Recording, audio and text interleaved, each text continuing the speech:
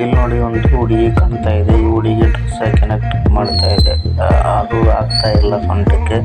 ಈಗ ನೋಡಿ ಎಲ್ಲ ಸುತ್ತು ಎಷ್ಟು ದಪ್ಪ ಇದ್ದಾರೆ ಅಂತ ಗೊತ್ತಾಗ್ತಾ ಇದೆ. ಅದಕ್ಕೊಂದು ಪ್ರಾಡಕ್ಟ್ ಬಂದಿದೆ. ಆ ಪ್ರಾಡಕ್ಟ್ ಬಂದ್ಬಿಟ್ಟು ಬಾಡಿನ ಸ್ಲಿಮ್ ಮಾಡೋದು.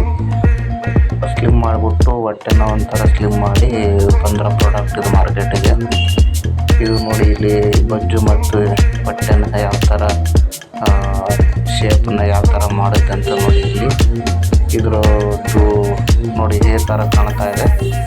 ಇದು ಯಾವಾಗ ಹುಡುಗಿ ಈಗ ಹಾಕ್ಯಂತಾಳೆ ನೋಡಿ ಆ ಥರ ಸ್ಲಿಮ್ ಆಗಿ ಕಾಣ್ತಾಳೆ.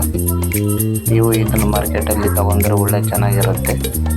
ದಪ್ಪ ಇರೋರಿಗೆ ಇದು ತುಂಬ ಯೂಸ್ಫುಲ್ ಆಗುತ್ತೆ. ತುಂಬ ಚೆನ್ನಾಗಿ ಬಂದಿದೆ ಇದು ನೋಡಿ ಯಾವ ಥರ ಹಾಕ್ಯಂತದಾರೆ ಅಂತ.